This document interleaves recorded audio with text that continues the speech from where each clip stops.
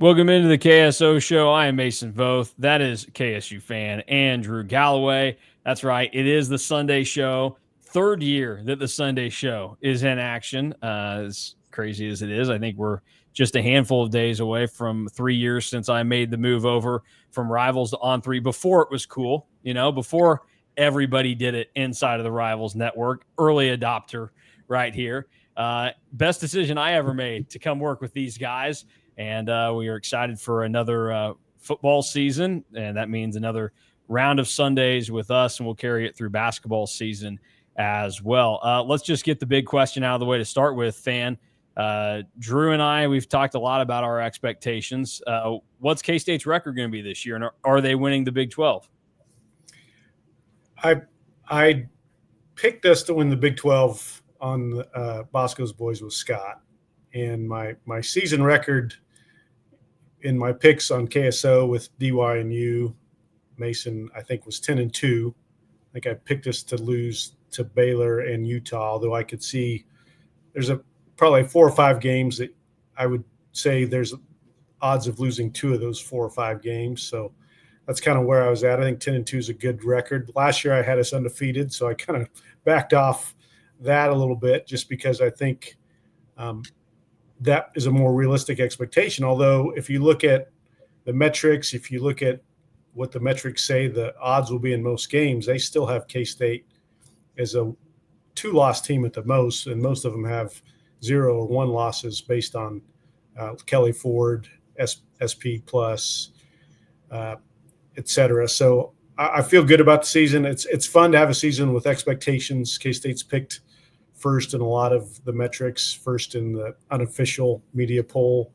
And I think it's fun coming into the season with those expectations. And now it's unlike last year. Can they live up to those expectations? Because we know last year's 5-4 conference record and not finishing in the top 4 in the league was super disappointing.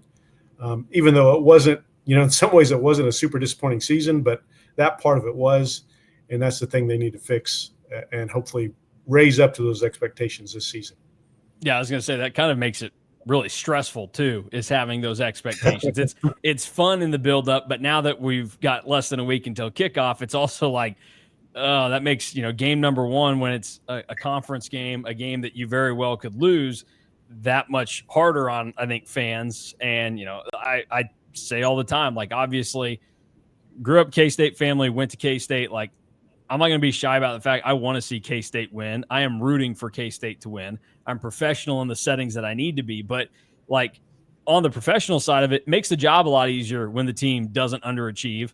November was pretty crappy last year. It's not a lot of fun to do this job when everybody's, so sour and a bunch of pee pants on the message boards after a Houston and Arizona State back-to-back situation. So, for many reasons, I want to see K-State do well. And you get into game week now, and it's like, ugh. It makes it a little dicey. Drew, we've talked at length throughout the offseason about what we think is going to make this team good, where some of the deficiencies might be, as we now have less than a week to go until kickoff. Where do you stand on some of the things that you were just planning on being underwhelmed by to start the season for K-State? What I'm planning on being underwhelmed by might be like it's more of like the unknown. It is what I'm like kind of planning to be underwhelmed by, and like not knowing what's going to happen in the secondary, because it's either going to be Gunnar Maldonado, who hasn't played in almost a year at free safety due to injury, or Wesley Fair, who hasn't played really at all defensively, or Logan Bartley at free safety, who is a true freshman playing his first college game. So I think that I'm kind of preparing to be a little bit underwhelmed by how the secondary looks to start the year. But I think that that's kind of what we have really discussed at length all offseason, is that the secondary will probably start slower and really work and progress and get better by the end of the season. But I think that that's kind of something that I'm like really nervous about how it looks, as we're almost 5 days out from the start of the season. Also, I love the potential of the offensive line, but I'm also like kind of preparing myself that it's not going to look like fantastic game one. And that's just, again, kind of like the same with secondary. It's just there's so many unknowns and so many new faces and new people playing that I think that you kind of have to temper expectations a little bit. Although if you go through my game by game predictions and the article that we have coming, I do have K-State scoring quite a bit in Ireland. So who knows? I'm really just, the thing that I'm like really going back and forth on is just, I think that the general consensus that I've came to terms with is I can't wait for the game to be over. Like, because this is the biggest opening K-State game in such a long time that I'm like, usually it's you build up, you play an FCS team, then there's that real challenge coming up. This season is like, it hits you right in the face. Like, I'm preparing to be nervous from opening kick to the time that the clock hits 0 in Dublin. But like then the following week against North Dakota, I'm like, it's there. Yeah, I mean, it's there. I don't know that there's ever been a more consequential game to start a season for K-State, and even they could be starting the season against whoever number 1 Texas this year, and that would not be bigger than them starting the season against your rival Iowa State, a team that has beaten you over the last couple of years in games that you think you probably should have played better in, and it's a conference game that, like I said to start the show, you could actually lose. This isn't like getting UCF to go over to Ireland and play you. If that was the case, I probably don't have the same feelings about this game. I'm just like, oh yeah, this is going to be a fun trip. Like, this is a great way to start the season. Kind of like Stanford to start 2021. Like I've never been a David Shaw guy. I thought he was a fraud. So it wasn't like I was freaking out like, oh, Stanford, this is going to be really tough for K-State to manage. So like that one, I was like, this is just going to be a fun game to, see him play Dallas Cowboys Stadium, all that, and get a win and fun way to start the season. This is a totally different feel. So I'll shift it back to this game specifically then and ask you here, fan, where do you have your week 0 worries for this game for K-State and Iowa State? Well, it's and then you have the impact of Iowa State winning 5 of the last 7, and a couple in a row, and K-State not really looking great in those last two seasons against Iowa State. That kind of, I think, ramps it up even more. Just this is a aside. I would say, because I'm old, the Texas Tech opening of the Big 12 in 1996 is the only thing that I can think of that was close to this, but K-State was not expected to win the Big 12 when it opened in 1996. But that was a big deal game for us old people. And I guess that far back. But looking back on it too, like that was before that Tech team was 9-3 the year before. So like that's a legit team that you're getting ready to face. I didn't realize that Tech was that good at that time going into it. Yeah. So that's the only one, and you mentioned Stanford. That's the only other one in this era that kind of has that range. I would say avoiding the things that K-State has, in my opinion, and this Iowa State is good. Iowa State is well coached. Iowa State beat K-State the last 2 years. But I think K-State did a lot to beat themselves in those 2 ball games, both to end the season, both to leave you with a bad taste in your mouth. K-State was able to rebound in the bowl game both years and get a win. And I think you guys have mentioned, D-Wise mentioned, there was the factor of K-State realizing they had nothing to play for as far as Arlington and in both those games, which I think factored in to how K-State played as well. That's all erased now. I think the biggest worry, I think Drew mentioned the offensive line. You're losing over 35 starts, I think 37 starts off K-State's offensive line from last year. That's a big deal. You're losing DJ Giddens, which was a major part of the offense. That's a big deal. So those things on offense are big. Defensively, you're losing some key players as well off the defense, namely Brandon Mott and a couple of big safeties that were huge players. Corners were huge players for the team. So K-State has those issues. But Iowa State has those issues too. I mean, two major receivers. They're losing some major defenders as well off that team. So both teams, and if you look at just returning production, K-State actually is ranked higher in returning production than Iowa State. So you like that. So I think, a lot of the hype coming into the week, you listen to Bosco's boys, there's the Avery Johnson question that all of us answered. And even in today's post about things to look for this season, I think you mentioned Avery Johnson is one of the players to watch, Mason, that you were most excited about. I think that really is the key. Can Avery Johnson live up to that hype of being one of the best quarterbacks in the conference, if not the country? And to me, college football is about quarterback play. I think we kind of know what Rocco Becht is. He's a solid Big 12 quarterback. Maybe he could make another jump. I don't see it without the two receivers he lost that were basically 66% of his passing yards the last two seasons. So I think that's a major factor for him, and I think he's going to be about what he was last year and the year before. But can Avery Johnson legitimately make that jump and be that guy that leads K-State to the promised land and puts himself up on the rafter list with a Colin Klein, with a Michael Bishop, and leading K-State to a Big 12 title? And I think that's what we're all – to me, that's the focus is, can Avery Johnson be that guy that really can carry a team and take them out to that next step of being a college football playoff and Big 12 contender? Well, and the Avery thing is just it's the key to the season, basically, because there's so much of it last year where it's some people think that he was terrible. And that's just clearly not the case. But there were spots where he could have been better. And I still go back to it. I know some people don't agree. Some people hate it. But I think that this offense this year is going to be better for him and better for everybody else on this team. Like, it's not meant to be a knock on Connor Riley, but it's just, everybody has their areas of expertise. And it would make sense that the guy that's been an offensive line coach his whole career, good enough to go be the offensive line coach of the Dallas Cowboys now, by the way, that he would have a workhorse back like DJ Giddens that he's just going to try and ride and put his faith in the unit that is his in the offensive line. And like, if the offensive line was the problem last year, then Connor Riley is the reason that the offense had problems last season.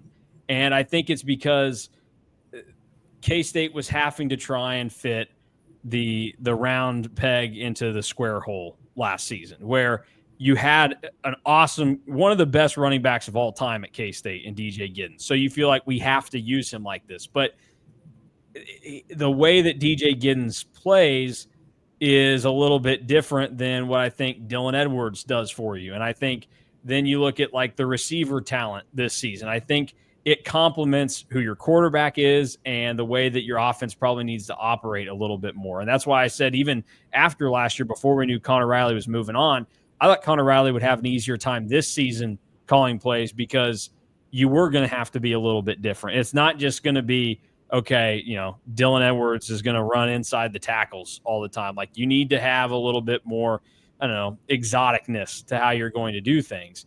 And now I really think that if you look at the situation with Matt Wells, like, I think he's going to take some more chances. He's going to be willing to do it more. So is that going to benefit Avery Johnson in some ways? Because things got really bad for him. He was not good in the Houston game. He wasn't great against Arizona State. He was fine against Cincinnati, but they were terrible. He had moments against Iowa State, but he also had some really bad moments against Iowa State. And it's just a matter of, if things are easier on everybody else, is it going to make it easier on him this season? And I think that's where my attention goes to in all of this. But I'll ask you this, Drew, because you can disagree with me. You're also, I think you like Connor Riley more than I do, and I'm not a Connor Riley hater. Again, I want to reemphasize that. But do you think that the offense is in a position to function better this season because of who is calling the plays and because of the personnel they have versus last season? I think that is probably a valid argument and statement to say, but I also think that like there's a world where Connor Riley is the offensive coordinator and like everything goes well because you have a second-year returning quarterback that played in every single game last season. So I think that there is kind of a little bit of both, but I do think that you would probably take what you know that Matt Wells is over what we think that Connor Riley could have been in year two. And I think that this is a very important season, not only for Avery Johnson, but I think that it's an important season for Matt Wells because, you know, we've said since he took over that like it was pretty obvious how he's really gone about things, that he really wants to be a head coach again. One of the ways to be a head coach again is to be a really good play caller again. So I think that there's some kind of pressure on himself in that sense. I think that having a lot of guys back along the offensive skill positions that have really shown flashes is a good thing. And I think that the team speed on offense this year is a lot better than it was last year. And then, you know, you hear about Jerron Tibbs and JV Bradley. One of the things that really gets complimented the most is how versatile they are and how well that they know the playbook. And, you know, we had issues last year at times where, you know, receivers are kind of called out as that they didn't know the playbook and weren't very versatile. Trace Spivey? Because they didn't know the playbook and they didn't know what to do. So they weren't playing as fast. This year, you know, you hear all the good things. And one thing that really stood out to me about the Matt Wells press conference last week that we didn't touch on in our show, but we talked about like the overall answer about Jerron Tibbs that he had. Noteworthy to me, and people are going to roll their eyes, that he mentioned how willing of a blocker Jerron Tibbs is, because the blocking in space last year for most of the season, really up until the Rutgers game, which was very bizarre, but the blocking in space last year was terrible. Wide receivers and tight ends alike. So to hear that Tibbs not only has been like a weapon in the passing game, which is where you want your receivers to be a weapon in, but to highlight how well he's been blocking makes me feel a lot better about what the offense looks like as a whole, because I can count probably 4, 5, 6 plays last year where if there was a better block in space by a wide receiver or a tight end, it's a touchdown instead of like a 4-yard gain. Like that, we all talk about how disappointing that Houston game was, and it really started on the opening drive because Jace Brown, because of how the paint worked in the end zone, didn't know that he was out of bounds when he ran the route. That play doesn't matter if Garrett Oakley makes a block on that first drive and springs a touchdown. So if the blocking in space is better, the offense as a whole is going to look a lot better, because last year it was such a deficiency that it made the offense look kind of choppy at times. Yeah, and that's just like I think there's so much of last year's team that just the pieces didn't all fit together at times, and some of that is the personnel, some of that could be play calling at times, and other parts of that I think is just, I mean, we talked about it after a handful of games last year, Drew. It was give a damn, and I think last year's team lacked it in some ways on a frequent basis. So this year, I think it is notable when stuff like that is brought up. And when you hear on the opposite side of things, Matt Wells alluding to that Avery Johnson might have less of a give a damn this year in terms of not listening to, oh, you know, you need to be doing this or that or whatever. It's just focusing on making the right play. Within what I've talked about already, running backs is a focus of that. So no DJ Giddens this year, but you have Dylan Edwards, you have Joe Jackson, and then you're going to have a few other options there. What's the expectation for their usage from you, fan, and maybe more so, how should they use them? And then going from that, what do you expect production-wise? Yeah, I think Dylan Edwards is still running back 1, but he's probably running back 1A. And Joe Jackson, I don't know if he's 1B, but he's a closer prospect as a backup. I think it's going to be more like year 1 where you have 2 guys that split time a little bit more evenly. We just got used to the last few years. You have Deuce Vaughn, you have DJ Giddens that are kind of workhorse type backs. I'm not sure either one of these guys is that kind of guy.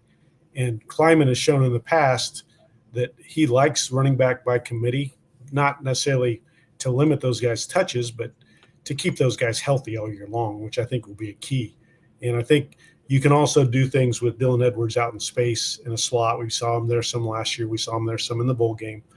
And you saw Joe Jackson in the backfield and those two on the field together, which is something you could probably do 5, 7, 8 times a game as well. So you have some options with how you use those guys. You do know that Dylan Edwards can run it between the tackles a little bit, but I don't think you want to do that exclusively or nearly as much as you did with DJ Giddens. And you have Joe Jackson that can do that. You also have Antonio Martin, who's a bigger back, that can come in and do that as well. So you have more options with how you do it. So, and then you have Matt Wells, who is kind of probably more of a natural play caller. I mean, we talked about Connor Riley. You're coaching, and I always, my biggest thing was you're trying to coach 5 guys on the sideline. You have help, but you're still trying to coach 5 guys and trying to call plays and run an offense. It's a lot easier when you're just the quarterback coach, coaching one guy and trying to call the offense, which I think can make a factor. And how much does that make? That may make a factor in 1 to 2, 3, 4 play calls a game, but those could be huge plays that you see something that you might not have seen because you're trying to coach 5 guys and watch all 5 guys. And within that, like they had the moments last year where he made the switch at one point. He was in the booth to start, and then they brought him back down to the field because they thought that might be part of the problem. So, like within one season, he only called plays for 13 games last season. You kind of lived that life. You have exactly what you're talking about right there with, he's focused on 5 guys on the sideline. And then on the other side of it, it took Matt Wells out of that position to be on the field because he was in the booth last year, if I'm not mistaken. And so then that's where K-State, I talked about with Drew, because we learned that Matt Wells is going to be on the field to start the season. It takes away that game of telephone that has to be played literally and figuratively, where when Avery Johnson comes off the field with the offense, he doesn't have to go hop on the phone and talk to Matt Wells that way. It can be face-to-face. Or if a timeout's called, he can just go over there and Matt Wells is in his face.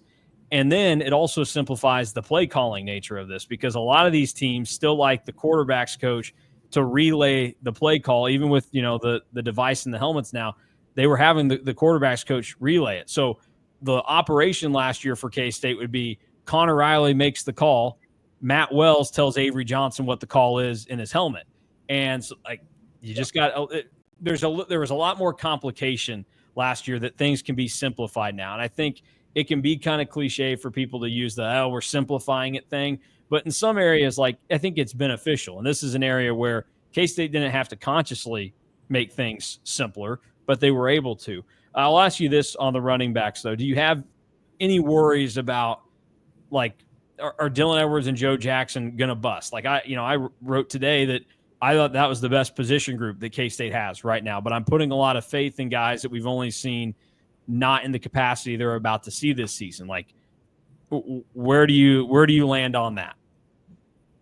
Yeah, I think Edwards is a little more, proven. He didn't have a ton, but 74 carries, 546 yards on the ground last year's not unsubstantial. That's a pretty good number. And then 39 and 227 for Joe Jackson. So those guys got some time. Edwards got more significant time, like time when the games mattered, which I think is a factor. Drew, I think you said something about maybe having a 900, 800, 700 yard rusher this year. I think that could be the case. I think we could see kind of an even split with 3 guys having over 700 yards or something like that. And that some of that's going to depend on the pace. Does Matt Wells really increase the pace, which was a little bit faster last year, but we still were in the middle of the pack in the Big 12. I don't think we're going to be like Texas Tech and run 78 plays a game or nothing like that. But I do think we are going to maybe see a slight uptick in pace. And then part of it is, do we play 13, 14, 15 games as well? I mean, that makes a factor. So if we're just talking regular season, if we can get a 900-yard rusher, 800-yard rusher out of these 2, I think that makes it a big factor. But, the biggest question is, after Dylan Edwards, and can he stay healthy? And then Number 2, Joe Jackson, can he step up into a true number 2 role? But I do agree with you, Mason. I think it is a good room for this team. I think these guys have shown they can plug in a running back and make it work, whether they have running back by committee or they find a stud. So does someone emerge as a stud, or is this going to be a committee thing? And then can Joe Jackson step up into that number 2 role and be a super effective guy in that spot? So it's kind of those things mixed together, but I have confidence in this group to get it done. Yeah, I mean, Brian Anderson's proven at this point. He's the number 1 coach on the staff, probably positionally, that you just go, yeah, don't really have to worry about what's going to go on there. They've had no problems at any point during his career. 2019, they figured it out in a short time frame that they had pre-crazy portal era, and then obviously you had Deuce Vaughn, and the last 3 seasons, you've had a great RB1 and then also a really solid RB2 that you've had to kind of rely upon. Drew, I'll let you talk about the wide receivers and where you think things end up looking and maybe how fast it all comes together. Like, are you expecting that we know what Jace Brown is, but are we going to get the flashes of Tibbs immediately in Ireland, or is it going to take a little bit more of a feeling out process? And then how do things fall in line beyond him in your eyes?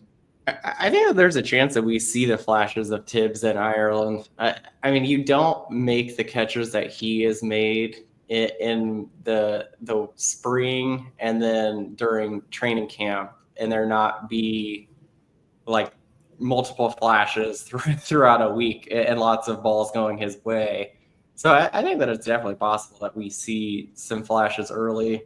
I think that Jace Brown is still the lead wide receiver in the room. I did write that there's a chance that there's potentially 1,000-yard rusher, 1,000-yard receiver. Just kind of holding out hope that happens, because eventually it's going to happen at K-State. So hoping that one of the guys can get to 1,000 yards. Beyond those 2 at receiver, I think that J.D. Bradley is obviously going to get the third most targets and snaps. Don't really know what production looks like for him. It goes kind of back to what we've said with Jerron Tibbs, over 587 yards. That's the best wide receiver 2 season in K-State history under Chris Kleiman, and the best one of the last 10 years. So, you get that out of Tibbs, you're feeling good. You get 300 to 400 yards out of J.B. Bradley, I think that you're feeling really good. Beyond those 3, it is such a wild card. I think that J.D. Davis is probably going to get the 4th most snaps. I don't know how much, at least early on, they're going to want to play like a 5th and 6th receiver. And Mason's going to love this one. I'm going to say that there's probably going to be more times where there's multiple tight ends that see the field than like a 5th receiver sees the field. I mean, no, I think that's probably accurate. And I mean, we look at it and we say 1 and 2, this is probably the best K-State's looked in a long time. 3, it's at least good experience there and everything. But yeah, but beyond that, it's just kind of throwing balls in the air and seeing where they land for you. And I don't think anybody has a good idea right now what that looks like. I mean, Jace Brown, we wanted to call that out of anywhere. And then by the middle point of 2023 as a true freshman, he's the best receiver on the team. Like, I mean, is that in the cards that one of those guys, they won't be the best, but like middle of the year, we just see somebody pop up out of nowhere and they're one of the rotational receivers now? It wouldn't be like a total shock, but I think the guy that's most likely to do it, because he's had probably the most buzz of all of the, what I would say, like the depth at receiver since he arrived at K-State, is probably J.D. Davis. Like, that would be, I think, the guy that could really like push into playing more than I think anybody really expects him to, at least when he signed and committed. Like, I think that I wrote that he was probably like a redshirt candidate, and he's probably going to be the number 4 person in wide receiver snaps this year. I'll ask another offensive question of you. You get to attack the offensive lineman here. We know obviously things have been thrown in flux because of the George Fitzpatrick situation. We also know that you're relying on some guys on the offensive line that have pretty strong injury histories that have impacted their K-State careers in some ways. Taylor Poitier's back for his 7th season. John Pastore's a guy that's going to be leaned upon, and seemed like he might have been in line for a bigger role last year if he didn't get hurt before the season. Andrew Leingang has dealt with injuries in his career and has gone from this offensive lineman that we've heard about for 4 years now, and it seems like he may not even be one of the first 5 on the field in Ireland. So how do you see the offensive line shaking out? And with it being a bunch of mostly new faces to their role, like, is that the weak spot on the offense at this point? And if so, just how weak does it make K-State's offense? Yeah, I think that game 1, snap 1, we're going to see John Pastore, Taylor Poitier, Sam Hecht, JB Nelson, and then Andrew Leingang left to right. Is it the weakest spot on the offense right now? Probably, but that's just with the new faces. And offensive line, we've talked about at length, it's just so tricky because everything else, it's like one-on-one, can you beat your guy? Offensive line, it's all 5 of you have to be working as one. It doesn't matter how well that you've been practicing, or if you have like a superstar offensive lineman, if 2 of them are just terrible. Like, I think that sometimes the best offensive linemen, like units, are 5 guys that are just pretty solid all together, but just they're so in sync with each other that they all work well. And that's probably the weakest spot right now. How weak does it make the offense? I mean, it is something that could potentially really hamper K-State if they end up not playing well to begin the year, because the run game would struggle if the offensive line doesn't produce. You want to protect Avery Johnson. He didn't get sacked a ton last year. And I think that the offensive line last year really kind of underwhelmed at times. So you want to avoid, him getting sacked. So I think that there's a chance that it could be something to really monitor and watch. But I think that there's a lot of talent on this offensive line. I think that John Pastore could be an all Big 12 candidate. Sam Hecht was an all Big 12 player last year. And then, you look, JB Nelson has been the offensive lineman. I think that it's been talked about the most over this training camp session. So you look at the offensive line, and I think that they have 3 really, really talented guys. And I don't think that Andrew Leingang or Taylor Poitier are major slouches in their own right. All right, then let's play a little pre-game blame pie here. If the offense sucks on Saturday in Ireland, break it down on percentages that you would hand out to quarterback, running back, wide receiver, and offensive lineman being the reasons for the loss or the poor play. Maybe they still win. Maybe they win the game 13-10 or something. But who are you blaming if things go wrong before you've seen the game play? I would say if it's a bad offensive game for K-State, my biggest percentages of blame would be to the quarterback and the offensive line. I think those two not living up, Avery Johnson not living up to the hype, and then the offensive line not coming together, as Drew talked about. To be able to run what Wells wants to run would be the major factors. I think running back would be a factor. Tight end, I think tight ends are going to be solid. I don't think they're going to be a major factor of why you lose a game, probably, unless they make a major mistake. But I would say quarterback and offensive the game, that would be crazy. Yeah, it'd be like a ball goes through his hands 3 or 4 times for an interception that should have been caught would be why a tight end or just a couple of third down drops. They would have had the first down, but it's just stone hands. Yeah, not likely. Yeah, but I think his quarterback, offensive line would be my top 2. Drew? Yeah, I think that's kind of where it's got to be.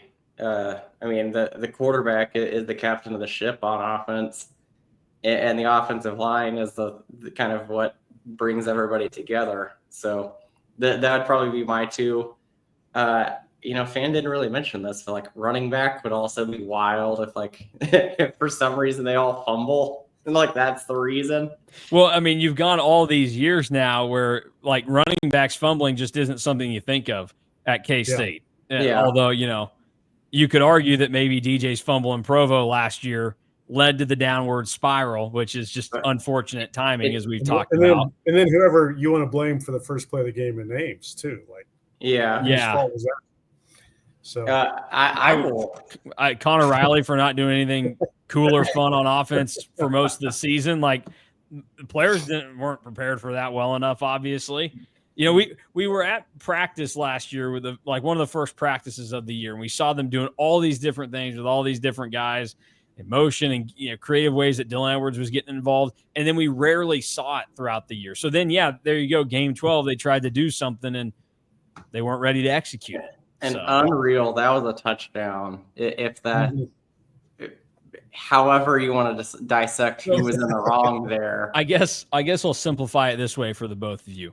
If Avery Johnson plays his B game on Saturday, does K-State win? Not knowing anything else that's happened in the game. Yes, I think so. Yep. Yeah, I mean, what does the B game look like to you? Because what would you grade him? What would you grade him in Ames? What would you give him in Ames last year? I think. What did you give him in Ames? We can go look. What? Oh yeah, what did I? It probably wasn't very good. You're right. We can go back and check the actual grade there. Something that I wanted to. I'm guessing it was I probably gave him like a C or a C- last year. And because he did some good things in the game, but he did some really catastrophic things. And the worst of all that was just really disheartening to see was the safety that he took. Game 12, you just can't be doing that. And you go back to game 3 and you think about him not realizing that time's expiring against Arizona. Like that stuff cannot happen this season. And that's one area where he has to like sneakily get better. Cause I think a lot of people would just point to like the physical stuff, but that's one area that I think is important to look at and note as well. I mean, I would say that K-State probably wins with a B game, but like not knowing really what a B game really is, I don't feel great about it. Mm-hmm. Yeah. All right, let's see here. I'm getting close to finding the grades. I gave Avery a C- in Ames last year. Well, I'm gonna see if I can find what you gave a B game last year. Oh, B. You gave him a B+ against Colorado. If he plays the way that he did in the Colorado game last year, K-State wins. Yeah. Okay. Yeah, and I would agree with that. Like he was, he had the one mistake, but it was bounce ball. It wasn't a great throw, anyways. But maybe make a catch there, and it doesn't get bobbled. Hey, look, you don't have to tell me about guys, catching the ball. I'm with you. The quarterback's got a million things going on. Receivers, they got one thing going on. Just catch the ball. I'll ask a fun offensive question. This is the question I've been saving for you, Mason. Okay, I love it. You are Matt Wells. What is your first play call? Well, let's see. 4 verts. No. I am not putting the ball in the air on the first. Well, I guess maybe you could talk me into it if you had a way. It's not just going to be a straight up, okay, ball a snap, quarterback's looking to throw type of thing. It needs to be a little bit creative if you're going to throw that very first play. I think you just do something. I think you just tried to run it with Avery very first play and kind of set the tone that way, because you look at when they needed to bounce back last year after a pathetic play, like that sparked them to start the game against Cincinnati when it became clear, this is going to be an Avery runs the football game. And he had big runs against Oklahoma State when you needed to bounce back and do it. Like, I think if you find a way to let him pop something and do something big that very first play, and that's where you go with it. And then from that point, we'll see how things go. But the first play needs to be, I think, on the ground with either Avery Johnson or Dylan Edwards. Fan, do you have anything more creative and fun than just running the ball? I would go either RPO with inside zone and some sort of passing concept attached to it, probably a slant or a post, depending on Iowa State's coverage. Or I would go quarterback power off the jet sweep with Dylan Edwards as a slot and Joe Jackson in the backfield. I would do quarterback power read off of jet sweep to Dylan Edwards. Triple option out of it. Second. How about that? No pitches. No pitches. But you can belly it. You can belly the ball and be good. Would be like insane if first play of the season is like some form of like a double pass.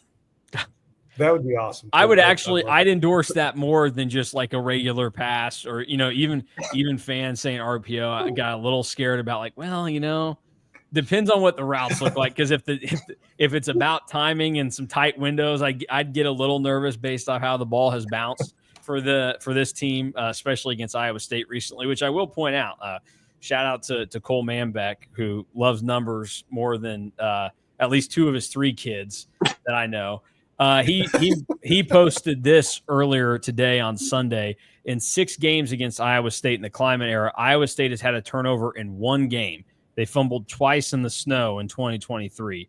Outside of that, 0 turnovers in the 5 other matchups. K-State has had at least 1 in all 6 games. Iowa State hasn't thrown an interception on 166 passes against K-State since 2019. Keep in mind, Brock Purdy was the quarterback for 3 of those games, and he didn't throw an interception against K-State, and he loved throwing stupid picks. So it would feel like K-State might be a little due, especially when we'll talk defense in a little bit. But for this defense, I think it's almost going to be hard for them to have fewer interceptions or turnovers forced than what they had last year. So you would think all that might start to kind of add up. Plus, Rocco Becht is playing with a bunch of receivers he's never played in game with before. I mean, last year Rocco Becht tried to hand the ball a few times, and they couldn't take advantage. Like that's one thing that I've really looked into from what like last year's game looked like, because you lose the game, season's over, you kind of block that game out of your memory. Both quarterbacks were horrible in that game. Rocco Becht was 13 of 35. Yeah, Iowa State was not good in that game. K-State just made catastrophic errors and once again could not run the football. And I think that's going to haunt that team last year repeatedly. So anyways, the last offensive question, I'm going to give this specifically to Fan because Drew and I had already discussed this at one point in the offseason.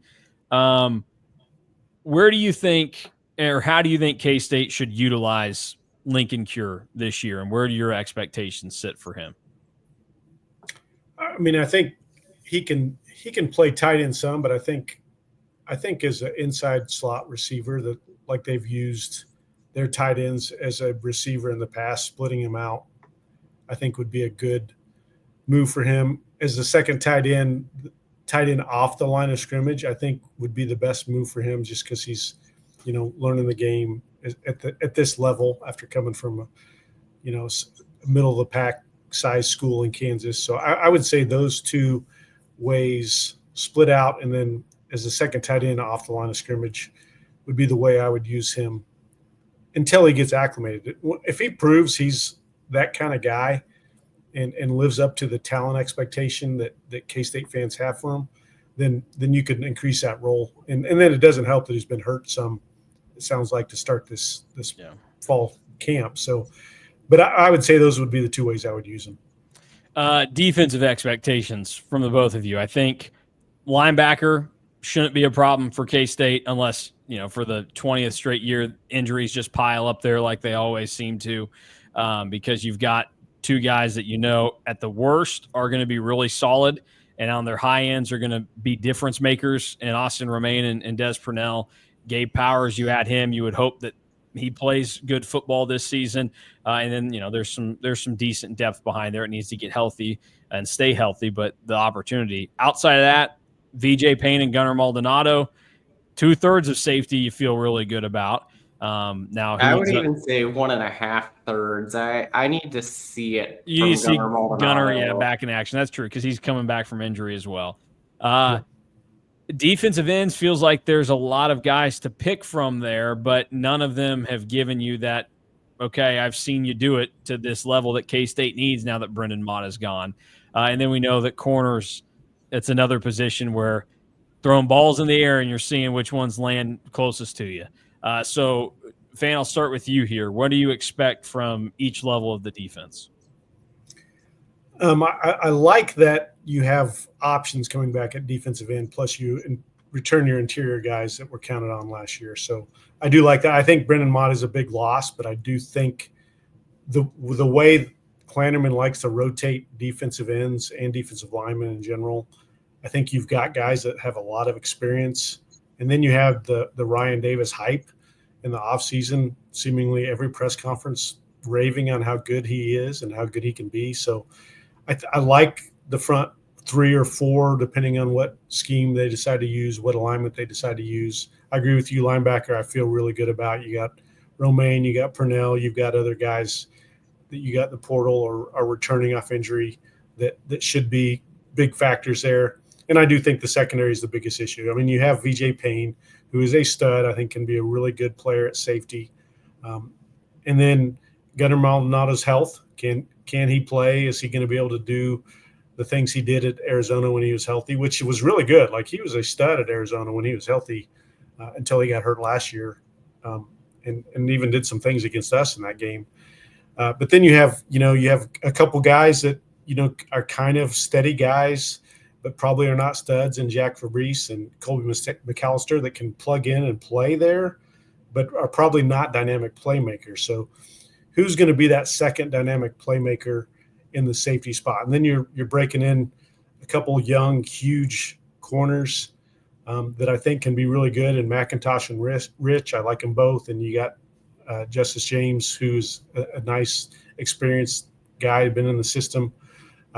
But the secondary is going to be the biggest issue. Like, can those 4 to 5 guys, I think generally 5 guys, most snaps, come together and avoid the mistakes? I think, Drew, you mentioned big plays in the passing game against us. Is that going to be something we're able to stop? K-State probably had the first or second best rush defense in the Big 12 last year. I think they probably do that again. But the pass defense was toward the bottom half simply because of allowing too many big plays. And I think that's going to be the key. Can that secondary figure it out and avoid those coverage mistakes and communication mistakes that led to big plays in the passing game against us? Yeah, I think I'm with you on all levels of the defense. I like the versatility along the defensive line. Like, there's a potential that you could see in a 4-man front, Uso and Damien Ilalio at D tackle. There's also potential that you could have some packages where the D tackle or Cody Stufflebean and Chidi Obiizer. I don't think that anybody would really bat an eye. So there's so much versatility with those guys. Linebacker, I feel great about the top 3. If there's an injury with any of the top 3 guys, I feel a lot less good. Like, the Rex Van Wy has shown potential where he's been really good in games, and he's been pretty bad in some games. Asa Newsom hasn't really been healthy ever. Bo Palmer is coming off of 2 ACL tears now. You have some young guys that I really like Darian Whitaker and Sawyer Schilke, who have had a little bit of hype around them, and I think you're going to see them contribute on special teams. I don't know if we'd feel great about either one of those guys being thrown out there right away on defense. And then safety, love VJ Payne and everything that he brings to the table. I really want Gunnar Maldonado to have a really good year because he was such a stud in 2023. And also, one of the funnier moments, I think, of the entire offseason was when we sat down with Chris Kleiman at Big 12 Media Days, and he basically said, "Oh yeah, when Gunnar Maldonado went out, we just targeted the guy that came in right after he was out." So hope that he has a big year. I'm hesitant about what Wesley Fair and Logan Bartley are going to look like, at least to begin the year, because they haven't played a ton of defense yet.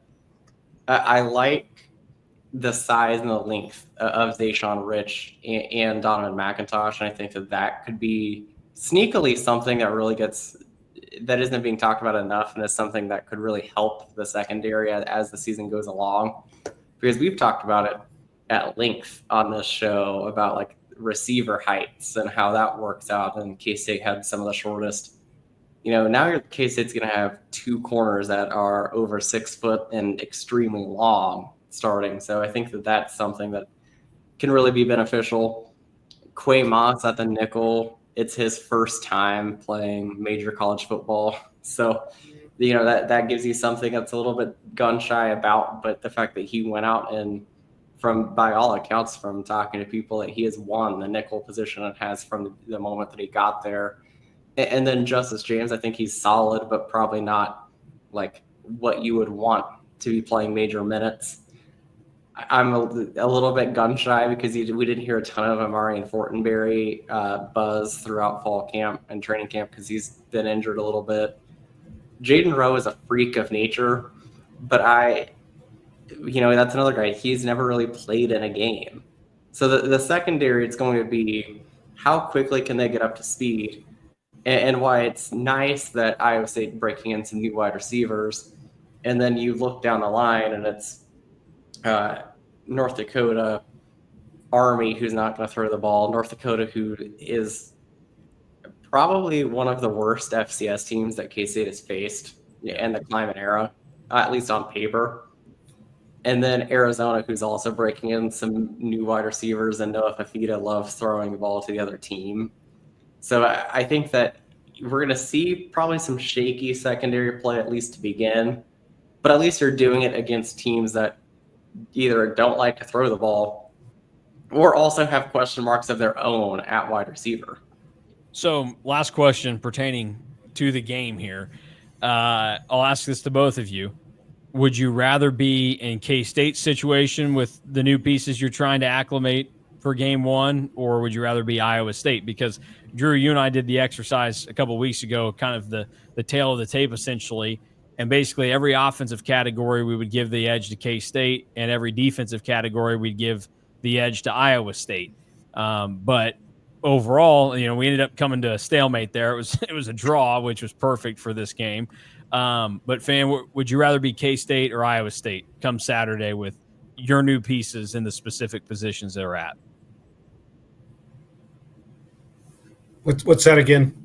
Would you so given, you look at Iowa State, they're having to replace a bunch of new receivers. K-State's having to replace, everybody at corner and some of these other spots. Would you rather be Iowa State or K-State come Saturday? I think I'd rather be K-State because I do think those losses at receiver are huge for Iowa State. I think that's a big factor for what they did. And I think there's sneaky big losses on defense as well. Miles Purchase, Verndon, Freiler. I mean, you lost – they had some major guys that they lost on defense as well. So I think defense losses are probably about even, but I think on the offensive end, even though K-State lost DJ Giddens, I think the two receiver loss and that factor, that the amount of production they had for Iowa State the last 2 years, and like I said, basically 2/3 of their receiving production gone to two guys is a big deal. And their best returning receiver is a tight end. And I'm not sure, I think Chase Sowell is probably a fine player, but him and Xavier Townsend from UCF don't seem like guys that are going to make up for Higgins and Noel right away. So especially early in the season, I think that is a factor. The Iowa State factor of Campbell's teams in August and September is also a factor in this. And I think those losses for Iowa State make that even more significant. So I like K-State better in what we return than what Iowa State returns. Yeah, and I'm the same way. I think that the returning production for K-State is more meaningful than Iowa State's. You lose two 1,000-yard receivers. It is pretty rare that a team can have two wide receivers go for 1,000 yards in a season. And to lose both of those guys, what is your offense? What's that going to look like? There were times where Iowa State's offense last year. Well, we saw how it worked out for K-State in 2015. Yeah. Yes. There were times Is Rocco about to turn into Joe Huebner? Sign me up. There was times last year where Iowa State's offense wasn't very good, and they still had the two 1,000-yard receivers. I think that it puts a lot more stress what they lose on Rocco Becht, because if you really look into the last two seasons, I know that K-State fans like have this denial about Iowa State's running game because of the Abu Sama game in the snow. But the last 2 seasons, Iowa State hasn't been able to run the ball. And now you're replacing your 2 best receivers. You return both of your running backs, but it's not like they really lit the world on fire outside of scoring last year. Like their yardage numbers were not great. So it puts a lot more stress on Rocco Beck to really ascend into what I think Iowa State fans really want him to be. And then that's like to be determined on what that ends up looking like. And why I think that there's a reason that, we've heard both coaches on both sides. We heard Iowa State's offensive coordinator and then Joe Klannerman on the defensive side for K-State talk about Iowa State's tight ends. And Joe Klannerman talking about how that's one of the things that K-State wants to take away, at least to begin the game, because those are the guys that are the most proven. Iowa State's been talking about how those guys are the most proven, and they think that they have a lot of tight ends like K-State that can play a lot this year.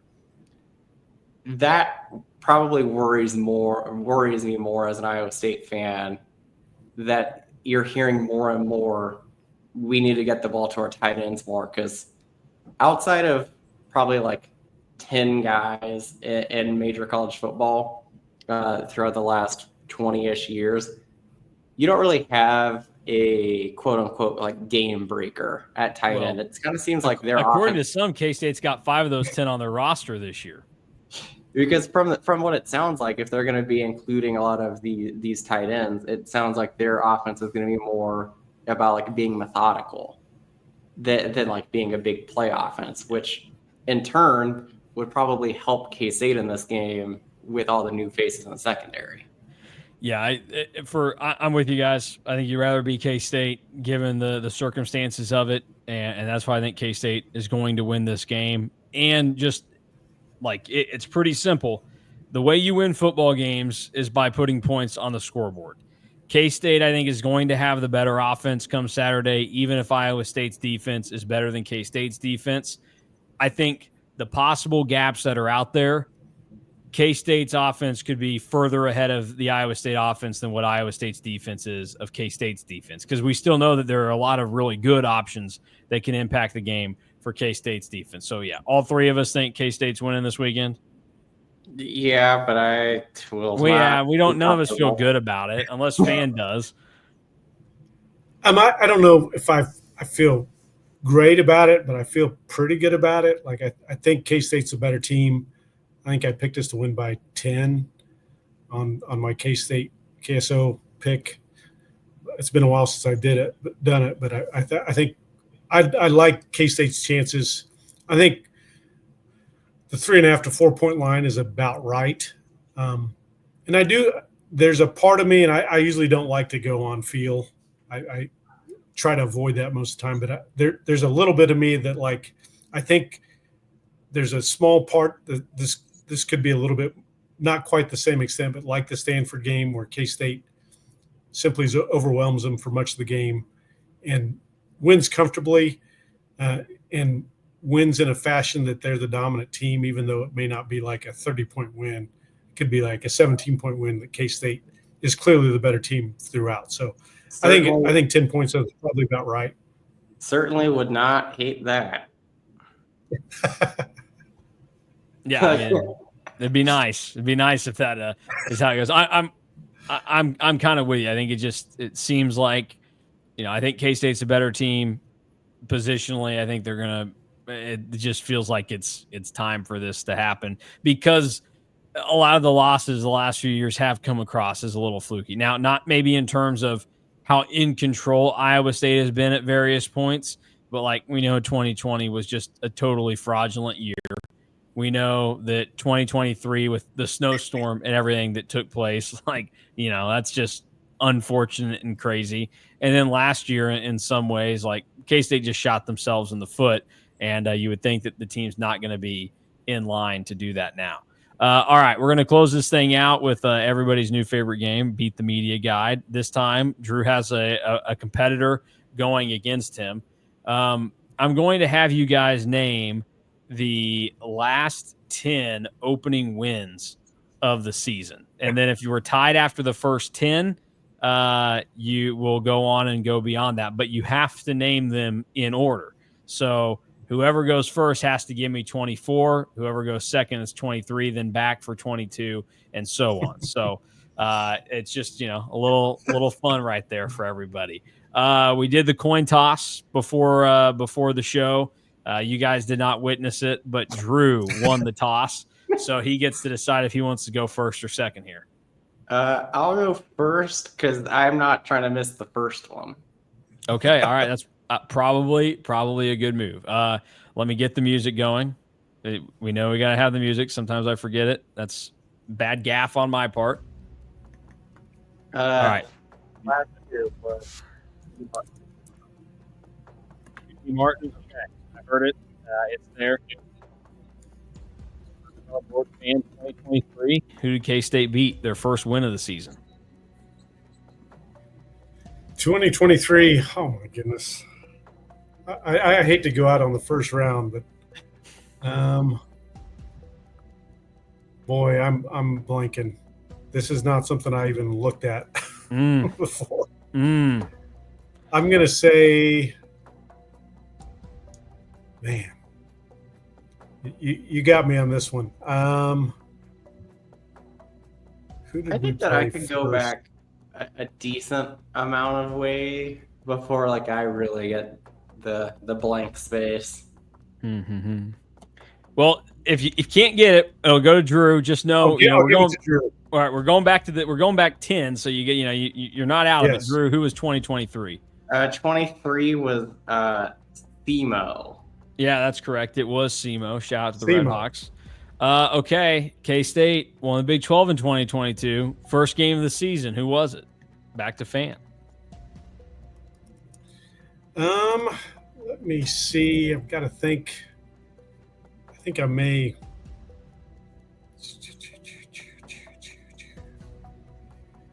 Man, gonna have to think. Besides SEMO, one of the Dakotas, South Dakota. That is correct. It was South Dakota, a common FCS opponent over the last 7-8 years in K-State football, as Drew and I discovered. 2021, Drew. It's the game that we've already talked about, Stanford. Yeah, that was a fortunate situation there for you. All right, 2020. Who was the first game of the season in the COVID year? That one's hard to forget. It's Arkansas State, and that was a brutal game to watch. Just awful. Oh, maybe my language there didn't help you, but remember, we're looking for the first win of the season, Fan. That was bad. You set them up. Oh, first win of the season is easy. Because we followed that up with a win over the Sooners. Okay, well, we'll give Fan the point for the fun of it. All right. I was thinking just first game. I was just thinking first game. You're right. Both of them were pretty memorable for different reasons. 2019, Drew, who was the first win? 2019, first win in the Climate era was against Nichols. Yes. Nichols, no state. All right. 2018. I think that they were Nichols State at that point in time, though. No, I think at that point they were trying to make Nichols happen. I didn't accept it, but It is recognized as Nichols even back then. I don't know. It's BS. And their logo looks an awful lot like Nebraska. Yeah. All right. Awful lot. 2018. Who was the first win of the final season of Bill Snyder? Captains that season for K-State. Alex Delton, Colby Moore, and Dalton Reisner. What a trio.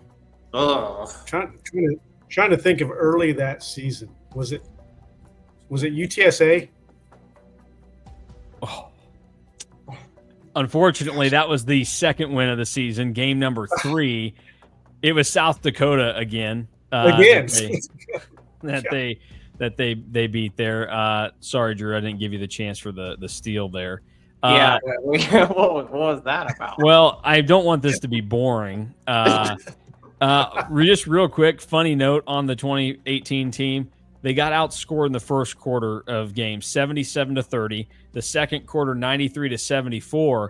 But they outscored their opponents in the third and fourth quarters of those seasons. Unfortunately, not enough to come back and beat Oklahoma or TCU or Baylor or Texas. That Texas game kind of sticks out because they were in that, had opportunities. All right, 2017, Drew, you got to tell me the opening win, and if you do so, there's not much more juice left out there for fan to get. 2017 is the game that I think weirdly we've also talked about, at least in passing this offseason. That was Central Arkansas. Yeah, it was Central Arkansas. That was the Isaiah Harris game. So there you go. All right, for Pride fan. Pride. Do you know who the first win of the 2016 season was? I don't have enough pride to get this one right. I have no idea. I think that I can get this one because 2016, the opening game was at Stanford. Mm-hmm. We talked about this at one point this offseason, Drew. And Florida Atlantic was the win. Yep. Yep. There you go. And to really get into this, 2015 was also a South Dakota. It was also a South Dakota in 2015. And then, 2014, Stephen F. Austin, and 2013, first win of the season was Louisiana, coming off of another opening embarrassing loss for K-State. North Dakota State, all that. All right, congratulations, Drew. You're the winner. Good job, Drew. We'll have a more numbers based category next time. I know when fan looks out on the field, he doesn't see the name on the jersey or the logo on the helmet. He just sees a bunch of guys with jersey numbers rolling around out there. So. Or the numbers on the players. Like, I'm awful at, because Scott always does the numbers category in Bosco's Boys trivia, and I'm terrible at those. I'm awful. Which, I mean, you've got to love the fact then that's what I use my 10 and 9 points on, because those are the ones that I feel like are locks for me. So that's just, so different strokes for different folks, as they say out there. Yes. All right. Well, thank you boys for joining and doing this late on a Sunday night. It'll be out for everybody.